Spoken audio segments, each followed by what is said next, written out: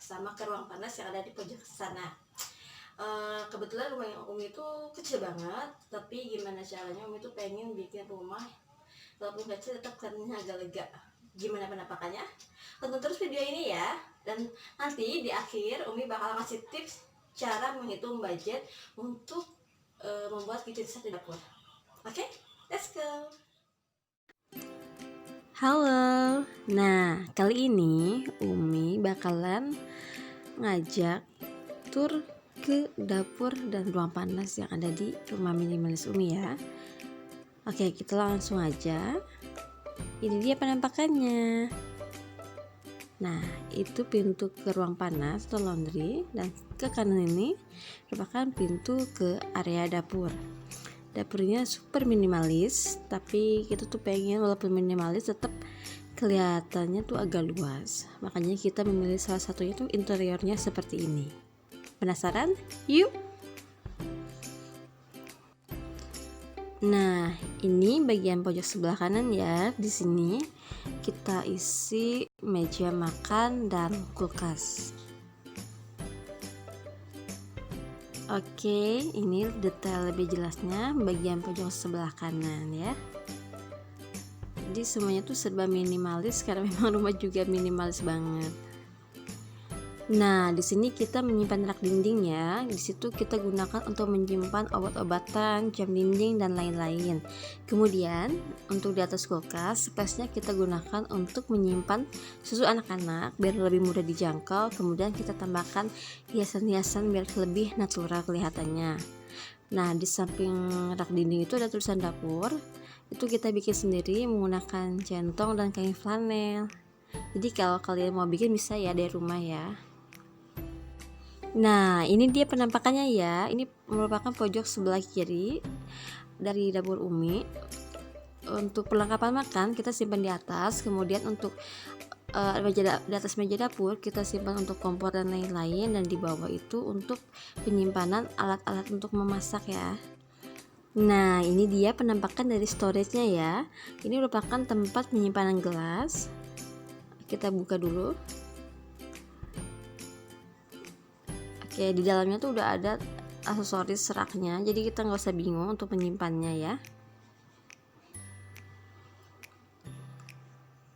Dan ini salah satu storage-nya ya.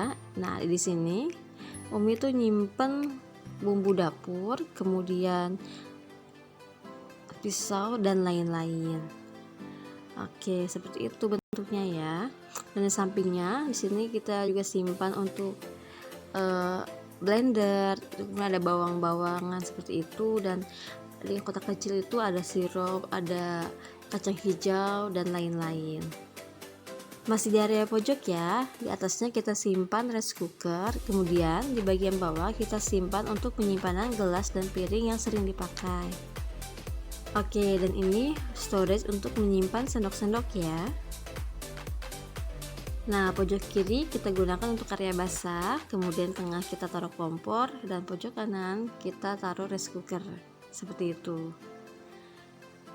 Nah, ini dia penampakan dari area panas rumah Umi. Ini merupakan storage sisa dari rumah. Kita manfaatkan untuk area jemur, area cuci, dan area penyimpanan alat kebersihan lainnya. Untuk bagian atap, area jemur, kita gunakan genteng plastik bening, gunanya untuk pencahayaan ruang belakang atau dapur dan jemuran.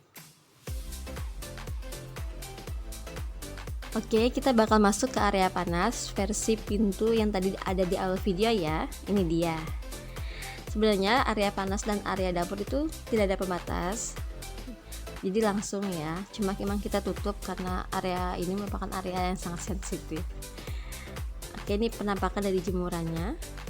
Kita menggunakan kayu, kemudian di bagian bawah kita simpan tempat sampah, dan di bawah area jemur ini merupakan ada tanah yang belum kita olah jadi seperti apa, seperti itu. Nah, ini dia penampakan bagian atasnya. Maaf ya, ini agak buram karena kita shootnya itu sore-sore jadi tidak terlalu jelas. Ini dia alat-alat yang kita biasa gunakan untuk sehari-hari, kita gantung kemudian kita simpan di rak ini. Oke, seperti itu ya.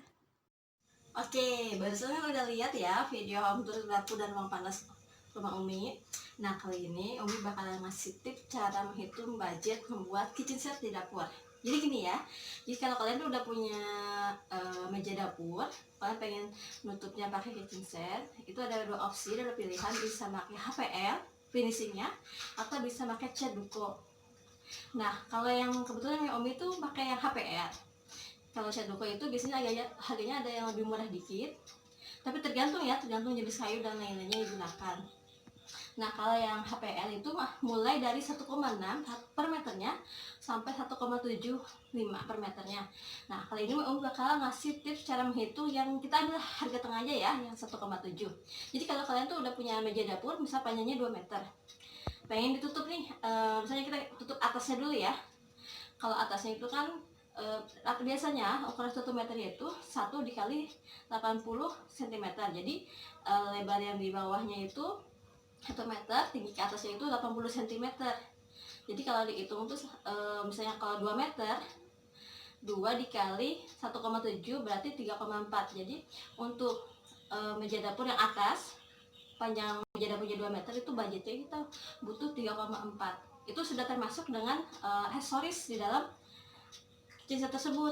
Nah, kalau untuk bagian bawah biasanya tuh ada perubahan, ada agak beda dikit dengan yang di atas. Kenapa? Karena biasanya kalau yang di bawah kan udah ada mejanya tuh ya. Nah, itu biasanya ada pengurangan harga, nggak sama seperti yang di atas 1,7 itu. Tergantung ya, tergantung jenis meja dan lain-lainnya.